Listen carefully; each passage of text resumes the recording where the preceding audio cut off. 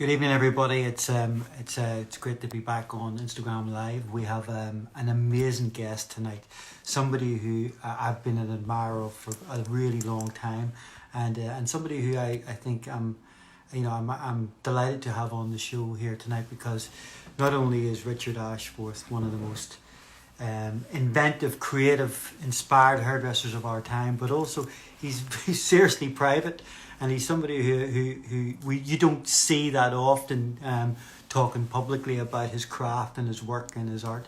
So for me, getting him to talk live with us is a huge privilege, and I'm excited to hear what he has to say. I became very familiar with Richard's work probably about 7 or 8 years ago. I was doing a show for Alpha Parf, and Richard was a guest for Alpha Parf at the time, and watching him work live on stage was one of the most mesmerizing things that I'd ever seen. Not just because of the beauty with which he was, creating these great haircuts, but also the way he explained things. He was charismatic, very natural, very there was a really nice vibe of the way he was talking about the hair that he was doing, and I've noticed that that's something that he's continued to do ever since. Every time I look at one of Richard's collections, for me it's an evolution of what he's done before, and there's always these really exciting things that he adds to it, and keeps me pretty much looking out for what he's going to be doing next. One of the other great things about Richard is that he's so modest. I don't ever see him big up what he's doing. He just puts the work out there and allows it to float along and live where it ends up. And when you watch his shows and you watch the way he works and you watch the stuff that he produces, and then you see the impact it has on an audience, it's a bit awe-inspiring. So tonight we're very lucky to have one of the new modern greats of British hairdressing speaking with us. Another thing that I think that I feel that we want to touch on tonight is that Richard has obviously just been nominated for British Hairdresser of the Year, and I think that we have been a bit of a surprise to Richard, but it was no surprise to us, because as a judge in the British Hairdressing Awards, and also somebody who always looks out for the finalists when they come along. For me this year, the most exciting thing was seeing Richard's name amongst all the other great finalists, and it's a privilege to have you here tonight, Richard. Thanks for joining us. How are you doing? Very good, sir. I'm glad I dropped in at that moment. Thank you for saying such nice things. All right. Well, I only say what I believe, and I'm a man of my words. So, Indeed, that's why we're here. One of the great things, Richard, I can always tell what type of audience we're going to get when I see the feed up to interviewing a guest, having somebody here with us. And the response we've had to you coming on has been phenomenal, because it's literally a list of the who's who of hairdressing have wanted to tune in on this, which is great. Wow.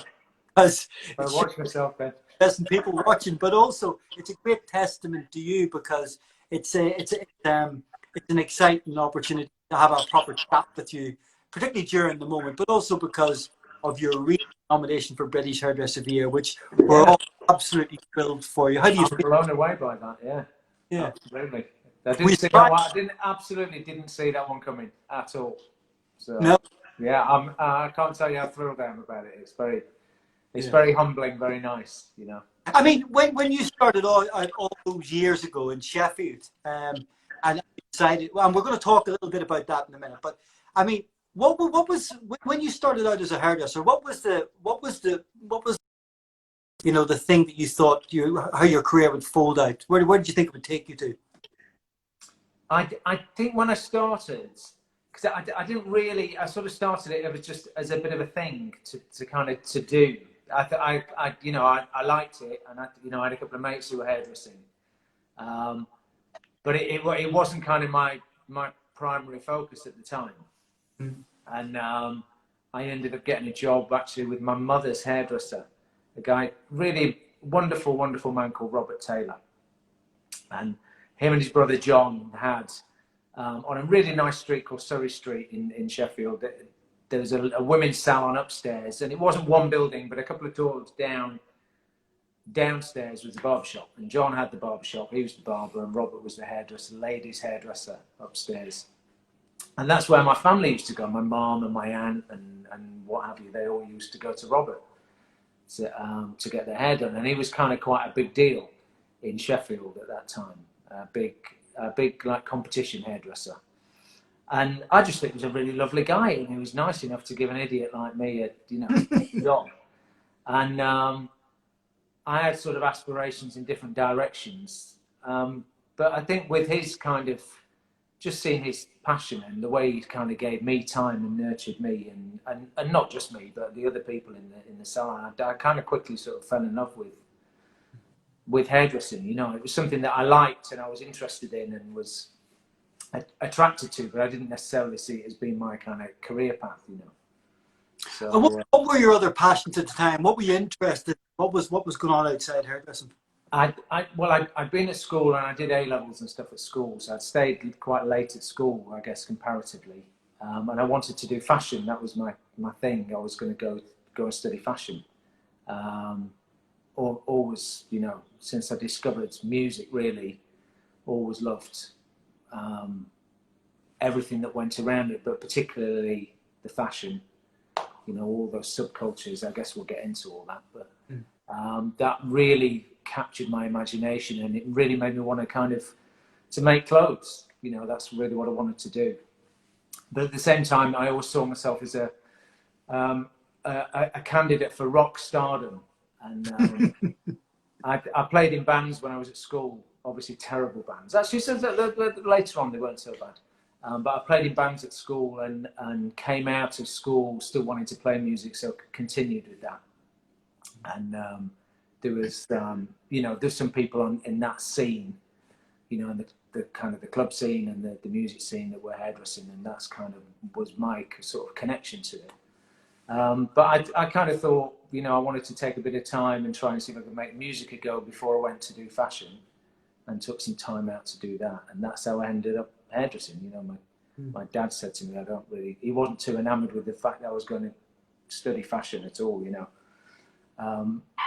It wasn't a career that he kind of saw that he could relate to. So, but he was cool about it in the end, and he just said, listen, you know, if you want to take some time out to do that, then do whatever you want, but whatever it is you do, you've got to give 50% of what you earn to your mother for your keep.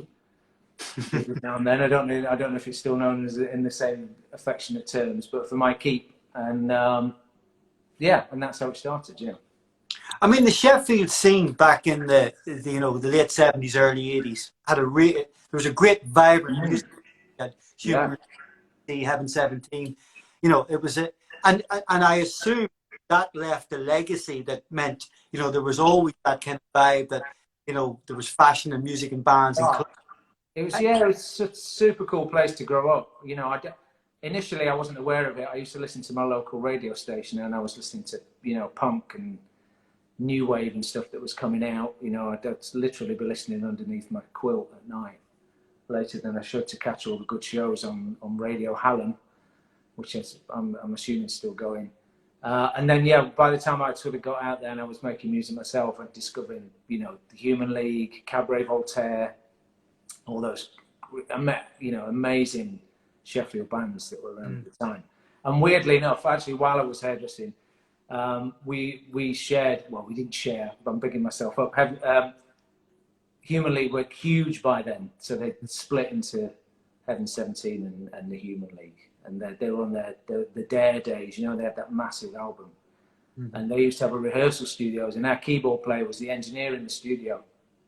And so at night, we used to rehearse in their studio and eat all the curly sandwiches that they'd not eaten at lunchtime. That was our dinner 3 nights a week, you know. So, yeah, so it's an amazing place, Sheffield, for the arts, you know, music especially, I think, but it's always had a great kind of youth culture, and, you know, it's a big university city as well. So yeah. It was a great place to grow up, for sure. And, you know, I always see the influence of youth culture and that underground in your work, but we will come to that, because your actual training is the opposite to that. No discipline, because obviously from Sheffield you end up in Soon. So how did that fly in the face of, you wanting to do the kind of, seeing all these kind of new wave kits and then being taught to do precision? It was it's a funny one. I didn't really know my. It takes you a while, I think, perhaps to kind of find your taste in things, doesn't it? And while I liked all that, I used to cut all my friends' hair, before I knew one end of a comb, before I'd ever even gone near hairdressing. I was doing that when I was at school. That whole kind of DIY haircut thing. But when I kind of got into it, and I was doing a lot of competition stuff with Robert and his team there, and had some. Would you believe I was even a finalist at the L'Oreal Colour Trophy? Can you believe that? I believe it, yeah. And I've not done colour. I think I only did colour for about 2 years in my life. But what he couldn't teach me was the technical side of things. He taught me about shape and about balance and finish, and the kind of the beauty of hair. But it was one day I opened up a book. It was a large format book called Passion. I don't know if it's still around, but yeah, I remember it vividly. I really remember that moment. I remember exactly where I was sat, and I opened it up, and I saw the bowl collection, the Sassoon bowl collection, and I knew that was it. That was my light bulb moment. That was what I wanted to do. So I thought, if I'm going to stick at it, that's where I want to be. I want to be working for Sassoon, and I went to the course to start with, and got an application form on my last day, and filled that out on my train ride home, and pretty much posted it as soon as I stepped off the train. And I managed to blag a job, because I literally think I told some very big white lies, to get the interview. Because I've not really been hairdressing that long. I came into it late, told them I'd been doing it a couple of years longer than I had, and basically had to do all my training in the 6-month Sassoon retraining program, So that was quite a sharp learning curve. But I loved it, I moved to London, and I think I was earning 50 quid a week. I think my rent was 45. Something like that, or it was the other way around. It was only 45. My rent was 50, and but I didn't care. I made it happen. I sort of used to get some tips, and I could eat, and I used to jump the tube every day to get to work, and it was great. You were at Sassoon when that big revival happened, when people started to look at Sassoon at the same way they looked at it in the 60s. Because I remember this. I remember that period of the early to mid. All of a sudden there was this resurgence of precision and technique, and they were doing things that had become very exciting again. Did you feel part of that? Did you feel you were in this revolutionary bubble? I probably wasn't aware that it was a revolution at the time, because you are very much in the bubble, at Sassoon, and so you're really unaware of, or certainly when I was there, you're pretty much unaware, oblivious to everything else that's happening. It's only about Sassoon and what they're doing. So I guess that you don't have that many reference points. It was certainly a really amazing time. I remember that. I feel like I was there certainly for me at a golden moment. I met some really pivotal people, and trained and worked alongside some really incredible people. In the salon and doing shows and things. So there at the time that I know Tim was still there at the time, but who else was around at that moment? Well, I guess immediately when I was in staff training, there was people like Johnny Sapong who had just come through there. I don't know if you know him, but he's a really incredible session hairdresser. And I was trained by people like Red and Pam Roscoe, and people that maybe don't mean anything to the younger generation now, but they were the people that kind of created a lot of the look of the 80s. They were along with Tim Hartley and Mark Hayes, and they were the people, and Annie Humphries, of course. They were the people that really kind of shaped hair fashion in through the 80s. But I retrained in London and ended up moving back up north and went to Manchester. It was supposed to only be for 3 months and ended up being about 10 years almost. And in that salon, that was the most incredible salon out of them all, really, especially at that particular moment. You know, there was the late 80s and through into the first part of the 90s when the Hacienda was happening. And there was a massive music scene coming out of Manchester. It was the epicenter of world music, really. Both whether that was dance music or guitar music, with the Stone Roses and the Happy Mondays and eventually Oasis and stuff. But in that salon, we had people like Bruce Macefield was there at the same time as I was, Tyler Johnston, Peter Gray, Nick Arojo, David Oldham, who moved into photography quite quickly after that particular period. But that clutch of people were all very driven people, you know, they're all very focused on hair, very passionate about it, and super creative. I mean, those people are still knocking it out of the park today, you know. And we were all shoulders to shoulder in the salon, and particularly somebody like Peter Gray, for example, that I was super, in a very, very positive way. We were all great mates. But I was super competitive with him, you know, wanted the best client figures, I wanted to do the best haircuts, and, you know, it was a very positive environment, you know. And just that element of competition was really productive and really, you know, it really shaped me, definitely. And the thing, do you think there was a sense of competition between what was going on in Sassoon and Manchester? Because Manchester, as you said, was the epicenter of all things cool at that time. And what was going on at London, which was slightly behind Manchester, because it took until the mid-90s and the Britpop thing for London to become. Did you feel that? Yeah, I mean, it used to get coach loads of people coming up from London, coming from everywhere to go to the Hacienda. You know, and it was cool because there was a nice kind of Mancunian clique, if you like, you know. So we knew everybody in Manchester knew everybody else, you know, and so we'd always be in the Hacienda. We'd never have to pay to get in. Sassoon's was the salon in town, and we used to take care of all the bands and all the people around the bands. And you used to see, as it kind of went on, the coaches used to be more in number every single week, you know, coaches coming from London, coming from Ireland, from everywhere, you know. And it was amazing, you know, it was such a melting pot of people in the end. I remember going a bit too popular, I guess. We used to go to Manchester a lot at that time, and I remember standing looking in at Sassoon's, you know, and everybody looked so cool. But I also remember looking in the window of La Home and thinking, when can I afford these suits? Yeah.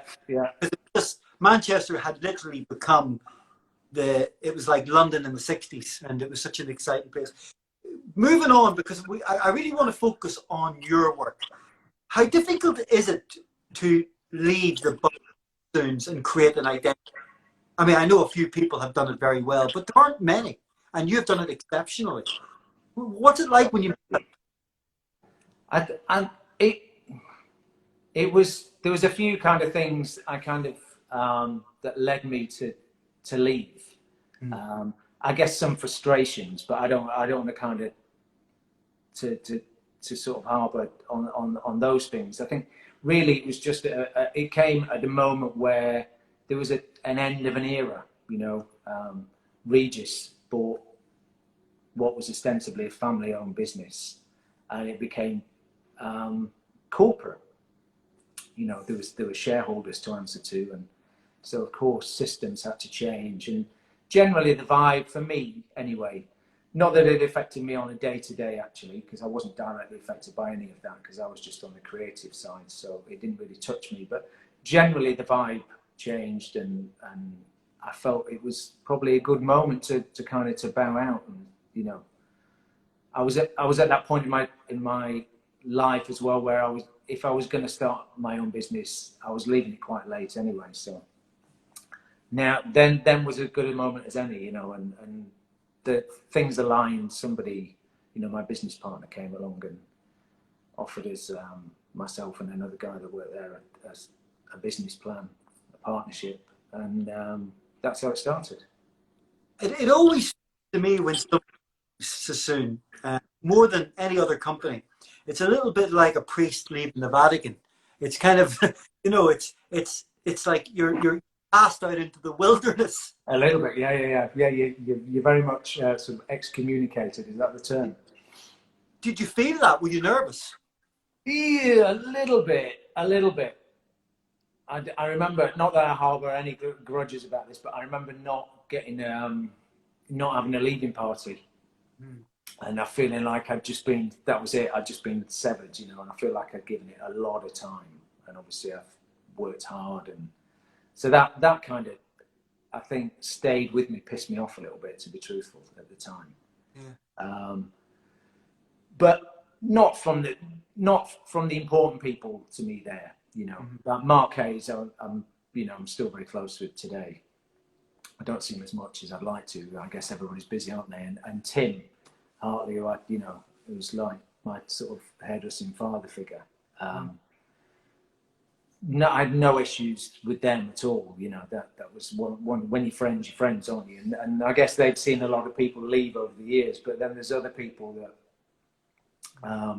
maybe younger people who don't really want to know what it's like on the outside, or they don't want to confront themselves with choices like that, because they're big choices, aren't they? So just to a certain degree, yes, there was some space and time put between me and Sassoon for a good few years before I would see people again, and The thing that struck me about, obviously, Seiko was 2006, 2007. Yeah, 2006. That's right. I mean, it was instantly apparent that you had decided to step away from what the Sassoon mandate was and do something that was much more individualistic. It had different elements to it. It was stuff that kind of looked to me like it was really thought out and very exciting. And you had an identity very early on. Did it take some time to build that, or was that initially what happened the minute you walked away? No, that's interesting that you saw that, and I'm really pleased that you say that. I think a couple of things. I think first and foremost, I was really keen not to make a little Sassoon microcosm, outside of Sassoon. I think there are plenty of people who've done that, tried that, and it really wasn't my idea of having your own business. Isn't just trying to replicate somebody else's successful model.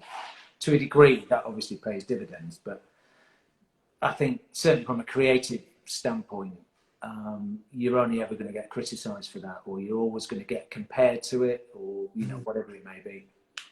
And I think for me as well, I felt, and maybe it's because I didn't train at Sassoon's initially, I felt like I'd always had my own perspective on things within the remit of Sassoon, and everything, that all those values and things that it upholds. I guess I still try and uphold them today. They're very important to me, but I think you still are always allowed your own perspective on it. If you want to maintain your own perspective on it, you can do. So I felt like I'd never.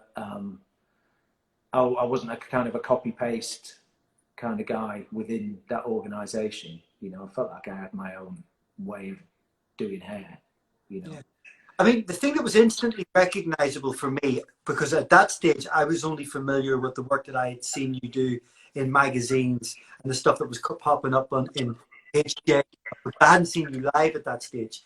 But the thing that struck me about your work even then, and more so recently, is it has a very, very strong sense of session to it. There's, you brought more hairdressing into more elements of fashion and style than Sassoon did, which made it very distinctive from the usual Sassoon-alikes that had come before you. What influence, was session styling on your original idea, or was it any influence at all? I mean, I can't say there was a big master plan, really, about this is going to be the look and feel, that's the brand identity. it was just having the freedom, I guess, to kind of do your own thing. Mm. And I think if we go back to my beginnings, I very much came from a hairdressing background rather than a hair cutting background. And I try to keep some of those skills, you know, going through my time at Sassoon. You know, I guess a funny point might be I was the guy that used to do the round brush lessons in the school. You know, all those classes that still come through, I guess, Sassoons now, but were coming through. When I was quite senior, I'd still go back down to the diploma course, and they'd have a, you know, round brush blow dry day or two or something. And I was the guy that delivered that, because I was the only guy that Good, strong northern fire. yeah, in the schools, I was the only guy that could do the round brush, you know. But, you know, Sassoons did have a session team, which I was part of, and that's great. And, you know, I think that side of things, fashion's always interested me. And, you know, we were talking a little bit, touched on like the whole music and fashion subcultures that happened, that were around in the 80s in particular, I guess, the early part of the 80s, when in my formative years, coming out of the back of punk and the whole new wave thing that happened.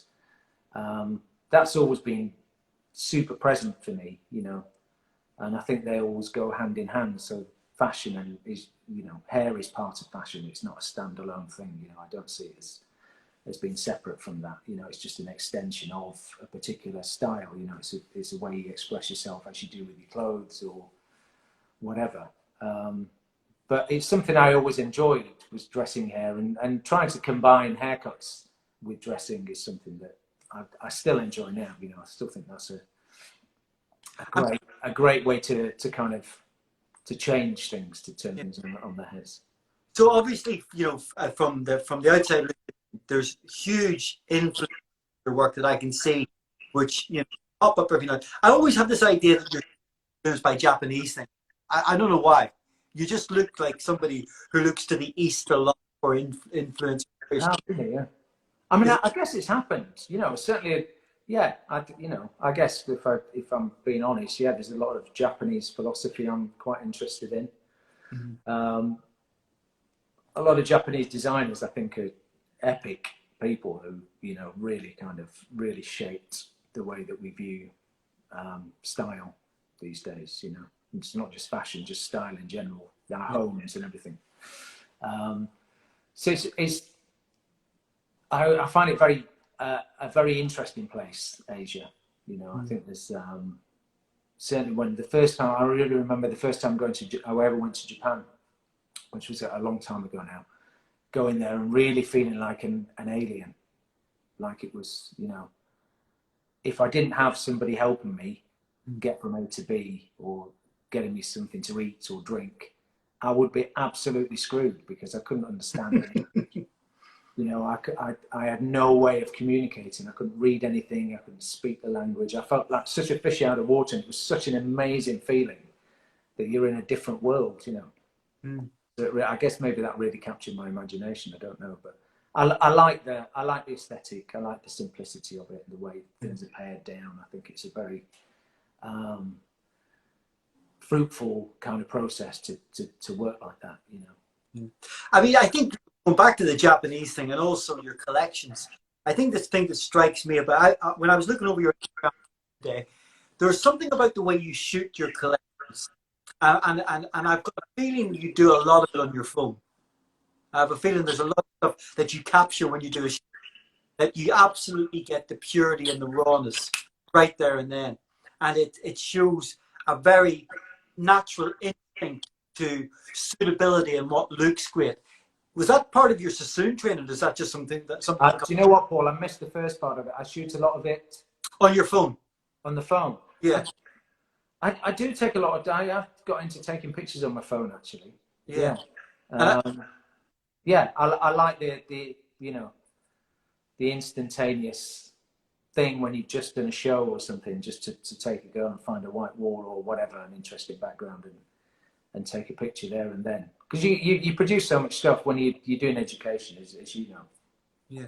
You do a lot of, you're very blessed, you get the opportunity to do a lot of kind of creative work, and, you know, a lot of that just gets lost, doesn't it? So to be able to now have a decent camera in my back pocket, you know, just to record things, and it goes a long way to kind of defining what things should look and feel like, you know. So, I love the idea that, you know, you're shooting the stuff, you're creating it. And that, you know, that kind of makes me think a little bit about what you've done with Noise, this great traveling kind of mayhem madness that you've created all around the world. Tell us a little bit about Noise. I mean, how did that come about? And who is it for? And why do you continue to do it? Because the last one's a very good question, isn't it? But I did it originally in 2012, and it was just coming up to Sound International, and we were looking at a very similar set of activities for that particular weekend.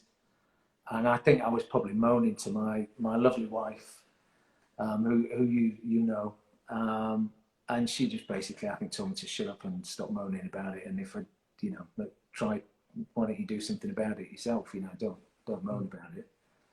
And it just so happened that that particular year, we'd done a collaborative collection with Expression, and I was bringing them over to do to give them a showcase on our seminar stage at Sound International. We used to do like 7 or 8 seminars through that weekend.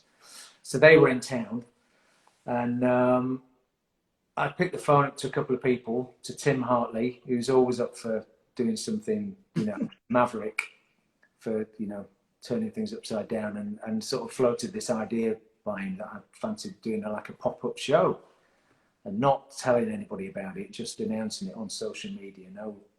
No promotion, no print ads or anything. Just we do this countdown to the show, not even tell anybody where it was, just tell them the date, maybe leak the approximate location a couple of hours, you know, on the day, and then a couple of hours before the show, we published the actual address on social media, you know. And he went, "Oh, that's fantastic. I'm in," you know. And called up Peter Gray, another friend of mine, and he lives in New York most of the time, but I asked him if he was in town, and he said, "Yeah, I'm in town that weekend." And I roped him in, and, you know, so we had four teams, including Seiko. And that's how it started. We just sort of threw it together. And I got somebody to help me find a venue, and we started kitting out the venue on the day. And around about 4 o'clock, we got kicked out of the venue because whoever sublet it to us hadn't told the landlord they were subletting it, and he didn't want a show in there. So he basically opened the bay doors and just chucked our stage, our lights, everything out onto the street. This was at like 4 o'clock, and our show was at 7 or something. So we managed to find another venue. A friend of a friend had an outdoor gallery. Thankfully, it was only like, you know, 500 meters away from the original location. And so we reposted a new address, which everybody actually thought was part of the fun. And they turned up to the first one, and people were there going, "Oh no, it's not here. It's this direction," and giving the new location away. And yeah, we literally threw it together with like 3 lights, a bit of staging, and you know, and my laptop, and that was pretty much it. You know, we had power cuts all night. It was a disaster, but a fantastic one. You know, leads me to ask, because this is what I've been trying to do with our lives, is talk to people who are true mavericks, and you use that word yourself. And it seems to me that there's a part of you that's, and I won't say anti-industry, but certainly anti-establishment, creating things that certainly don't fit the norm in terms of what the industry is used to. Is that the intention, or is this just how you feel about what you want to do? It's not the intention, I don't think, but it doesn't worry me to do that. So long as I'm not upsetting anybody. I quite like the idea of, you know, kicking up a little bit of a bit of dust, and, you know, doing things a bit differently. I don't really like maybe following the same path, you know. I think I'm definitely of a generation where that was encouraged, you know. In the 80s, that it was all about, you know, having freedom to do and express yourself however you wanted, you know. And that whole kind of punk ethos has been something that I really grew up with. You know, my friends, my friends' elder brothers, and that whole kind of mood that captured the end of the 70s and into the early 80s was kind of what I was spoon-fed growing up, you know. And that didn't really change when I got to Manchester either, you know. My friends outside of the salon were not regular guys. They were into music and into, you know, motorbikes and, you know, kicking up a bit of a stink, you know, and tearing it up a little bit. So I find some fun in that, I guess, so long as it's not harming others. I think, why not? You know, let's, you know, if I can only, if it's only me that's going to lose by it, then I've got everything to play for. Yeah, I mean, there does seem to be a theme of that punk influence all the way through your work, whether it's shows, whether it's collections. Every now and again, it comes back in, and something like Supernature, or, you know, even going back to Susie references and stuff. It's obvious that's something you go back to, and I think we all do it. You know, I mean, for me, there's that kind of '60s vibe in my work. Yeah. But when you combine that with the beauty and the aesthetic of the work that you produce, you get something completely different and very exciting. I mean, your collections evolve as you go along, but there's always this understanding of suitability. Is that important to you? Oh, absolutely. And thank you for saying those nice things. But absolutely, for me, our kind of principal purpose as a hairdresser is to kind of make people look good and feel good. You know, I'm a salon hairdresser. That's where I grew up. That's where I cut my teeth. And if you're not able to do that, really, you're failing on, you know, on level number one. So that really kind of drives me to you know, to not do the ridiculous, you know, to really kind of to check myself and don't allow this whole kind of sort of creative masturbation to to overtake things. You know, I think it happens that, you know, sadly it happens a lot, you know. Yeah. And it's a bit too indulgent, isn't it? If you forget the person that is the centre of that, which is the person who that hair belongs to, then yeah, you failed at the first hurdle. Do you think the industry's become more guilty of it over the last 10, 15 years? And I mean, there does seem to be a lot of hairdressers' haircuts out there compared to what there used to be. Are you aware of it, or is that not something you... To be honest with you, I don't really look outside at hairdressing too much.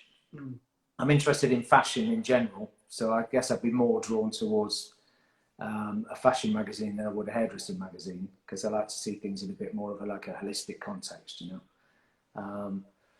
But whether things have gone down that direction, I mean, there's a lot of, if I'm being really honest with you, there's a lot of stuff that's happened over recent years that I'm not a fan of, you know, really.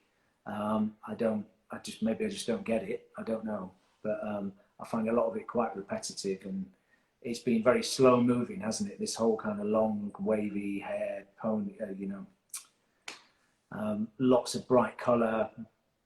I think there was a time and place for it, and there will continue to be a time and place for it. But for me, I need to see some evolution in it and some change. And I think it's been a little bit slow to change. I think it's kind of, a lot of it has gone against, especially in terms of like long hair.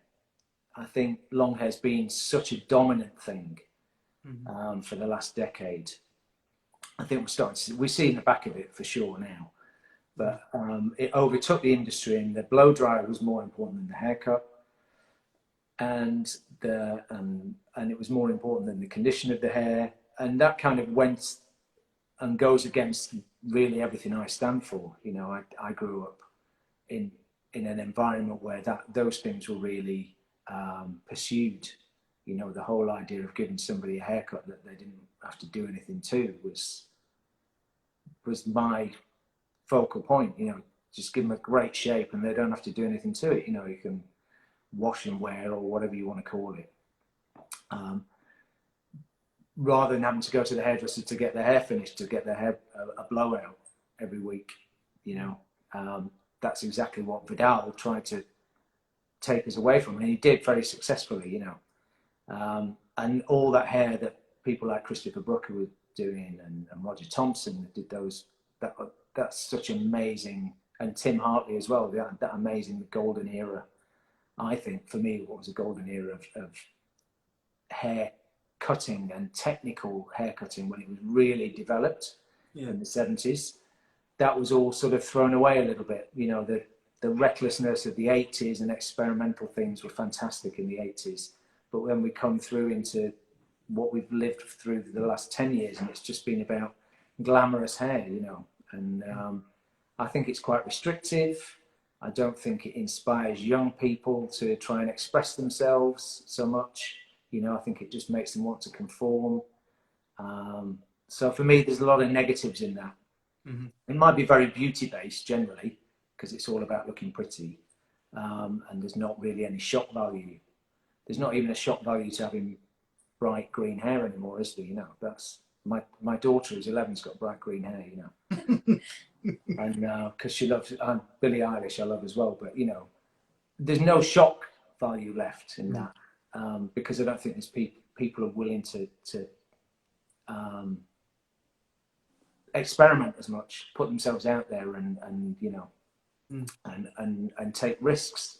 And I guess that's what I like. I like seeing people who've cut their hair at home. You know, I can't wait to come out of lockdown and see what we've got walking through the door in the salon. But you know, those things are, you know, they're progressive, and I think it's suppressed a lot of that. Do you think London is as inspiring as it was 20, 30 years ago? Because when I go to London now, actually, all the people who look cool are old. Yeah, that's true, isn't it? You know, none of the kids look cool as they used to do. When maybe it's because I'm older. I mean, I'm not saying it disappoints me, because you know, I'm not that easily disappointed anymore. But if I was living in London, I think I'd be disappointed. I mean, I do wonder if it's just smaller, that clutch of people, those people that are doing the really exciting things. And I think they're probably doing it off my radar now. You know, I don't go to clubs anymore, and you know, I'm certainly not going to be let into those clubs where those kind of radical things are happening. You know, I get knocked back, I'm sure. But I do go and watch bands live, and there's interesting people around, you know, perhaps not as many, you know. I think, yeah, I think it has changed. I think you're right, you know, but I don't think it's disappeared completely, you know. So Seiko, the brand, I mean, so you've got these schools and academies and salons all over the world. You've now got a product line. How big can it be? Are the days of the super-sized, you know, brands gone? Can you control it, contain it, or will it just evolve into something that you will have to share around? Where's it going to go? Oh, do you know what? I've never really thought, Paul, about too much about where it's going to go. Maybe that's the problem with the business plan. It's never been that. It's always been on the back of a napkin rather than on an Excel sheet, you know. I think for me, it's just about working with people that I like, you know. So that's kind of why we've grown in this weird and wonderful way, and we're in different countries rather than different cities in one country. How far it will get, I don't know. I don't ever have ambitions for it to be Tony and Guy, or you know, they'll put these like super hair brands, you know. Yeah. I think that's people who do that are, you know, they're very, very driven to kind of to grow that brand and to make it a global brand. I think for me, it's more about, you know, if people want to get on and join the train, get on the bandwagon, then, you know, then great, come on, let's have some fun and let's do it, you know. But I'm not anyway actively kind of knocking on doors in different countries looking for, you know, opportunities, and it's just what kind of has come our way over the years, you know. But it does seem to be a very distinct difference between Richard Ashforth and Seiko. I mean, you're identifiably a leader in our industry, somebody who we look at for inspiration, and we evolve and produce these amazing things. Do you find it difficult to keep the connection, or for you it's a very organic thing? I think it's quite organic. I don't see myself. I don't separate myself from it in any way. Really, it's sort of, you know, I have a business partner who, you know, I love Aldo. I don't know if, do you know Aldo? You know Aldo? I don't think so. No, you're not forgetting if you've met him. Italian guy, lives in Montreal, and he's a very gregarious kind of fella. You know, he's quite fearless in terms of business. You know, and so he's all for doing, you know, getting behind any idea. So I feel like I'm super supported in that way. But I don't know. I don't know where one ends and the other one begins. Really, you know, I guess if you built a brand from scratch, then it's as much you as you are it. You know? I mean, you do seem to be very collaborative. I do see you working with other people, you know, outside the group, and you know, you're constantly, you know, posting things that, you know, where there's obviously with noise, but also with Tyler at Schwarzkopf. You know, you have this great dynamic where you can slip into a partnership or a collaboration very easily. Have you always been like that, or is that something you've done through business? I know. I think I've always enjoyed that. I love working with people. I think it's, you know, I think you're stronger together generally, aren't you? I think you push yourself. I think it goes. Do you know what? I think it goes back to those days in the salon where I would be motivated to better myself if I saw somebody do something great, and I'd be right. That's okay. That's the new benchmark that I've got to kind of surpass, and they would see what I did in the same way. And I very much have that relationship with Peter Gray still to this day. In fact, I'm doing a live haircut thing with him tomorrow on Hairbrained, and that's going to be, as much as we're like great mates, I know that's going to be like competitive. I'm going to be really pissed off if I don't like my shape more than I like his. You know, that's me not sleeping for a week for sure. But in a similar way, I love the energy that generates, and you know, working with Tyler, for example, is a master of his craft. You know, he's an incredible hairdresser, and I still want to be there. I still want to be better than him. And I mean this in the nicest possible way. I don't mean in a negative way. I mean it in a super positive way. I want to, you know, I want to do work that stands up alongside people that I admire, and you know, there are a few people out there that I really admire, you know. So I want to work with them. I think with your work, Richard, I can say this. You know, I'm not saying this just to big you up, because you know I'm a fan, but your work is instantly identifiable, and it's becoming more identifiable with every collection. And I now see people copying it. I see people replicating it. Are you aware of that? Sometimes people send me things and go, "Oh, that looks like that picture you did," you know, and things like that. Yeah. I mean, I don't. Yeah, yes and no a little bit. You know, if somebody flags it, then it's quite nice to see. I mean, you know, imitation is the sincerest form of flattery, apparently, isn't it? So, you know, I think that's nice. You know, it's nice to know that you inspire people for sure. You know, I guess that's the ultimate accolade, isn't it? You know, I've had a lot of people that have inspired me, so and helped me. So if you can, you know, and you don't excited. Great ability to be able to transition from, you know, showman to educator, and then session work. Is there anything that you prefer to do? Is there something that you actually where you feel this is the perfect place? Is it educating, or is it in the studio? No, do you know what? I enjoy it all now. I really do. I think I worked in the salon for a long time, and I got really tired of the salon. I was really super busy, and it was relentless. And that's why I wanted to move into education, because I needed to move in a different direction. And then, you know, I actually thought education was going to be a bit of a breeze next to salon hairdressing, and it wasn't at all. So, you know, I enjoy all the different aspects of it. I think what I enjoy the most is I enjoy the process of something. So whether it's a show or making a video or doing a shoot, I like the process of. It's a painful process sometimes because it's quite hard. Not everything comes that easily. but I like putting, if I have the time, I love putting the time into it and bringing an idea to fruition, you know, developing a finished product at the end of it, you know. And always the shoot days are great days. I love working on shoots, whether that's, you know, film or photography or whatever. Yeah, I do enjoy I mean, it. I think for me, this year when I looked at the nominations for British, I have to say this was the first year in a long time I really felt that there were some very deserved nominations. Obviously, you know, people like Eugene being there just gives it so of a He's a god, isn't he? You know, what Angela does incredible. So having Sally Brooks in there, who's not only a yeah. beautiful hairdresser but also a great industry representative. Oh, Um, yeah. and then when I seen your name, I thought that this could be the start of a new genre of hairdresser who's going to be recognised by the industry, because I think for a long time that element of the craft hadn't been featured in BHA.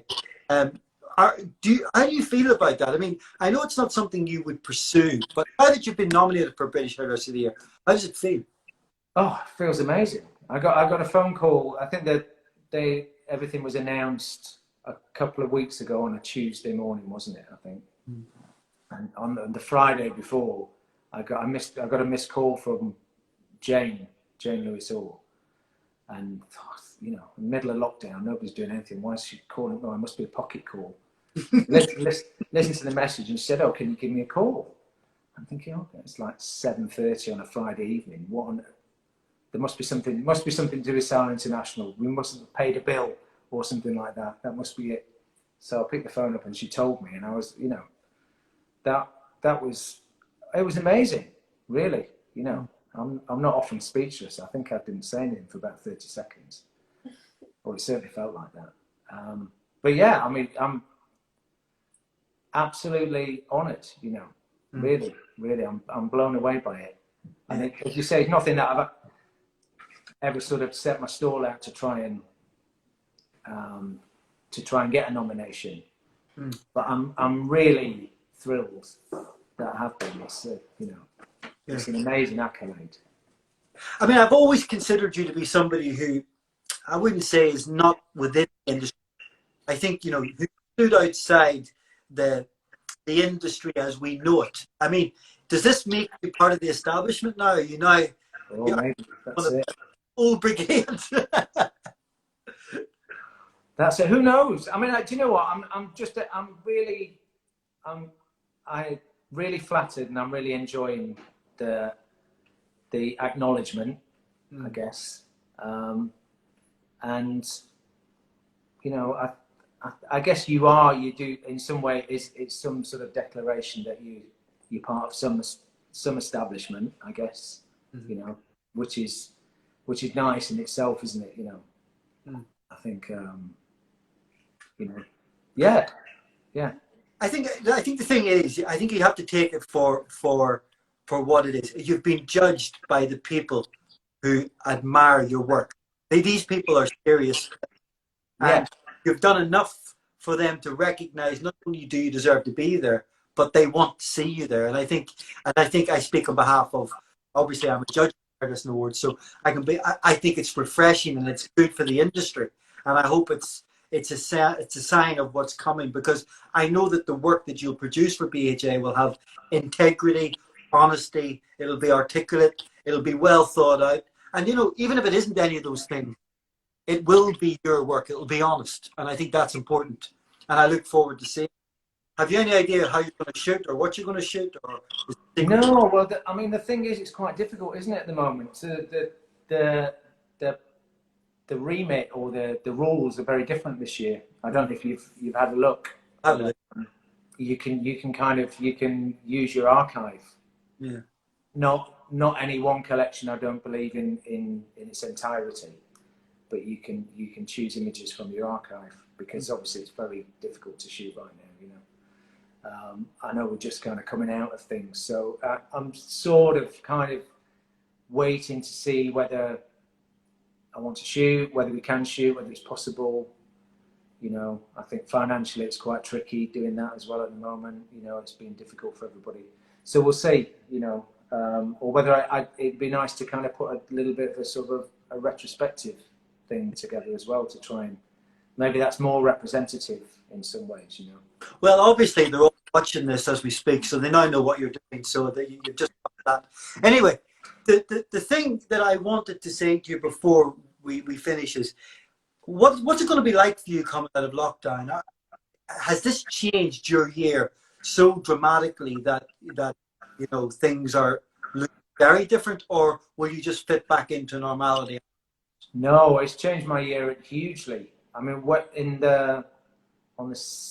think it was the 13th to the 16th of March, I lost almost 9 months worth of work, and I had my busiest year ever this year. And within 3 days, my diary just cleared. So it was a horror story. I was just, you know, looking at my world sort of collapsing around my ears.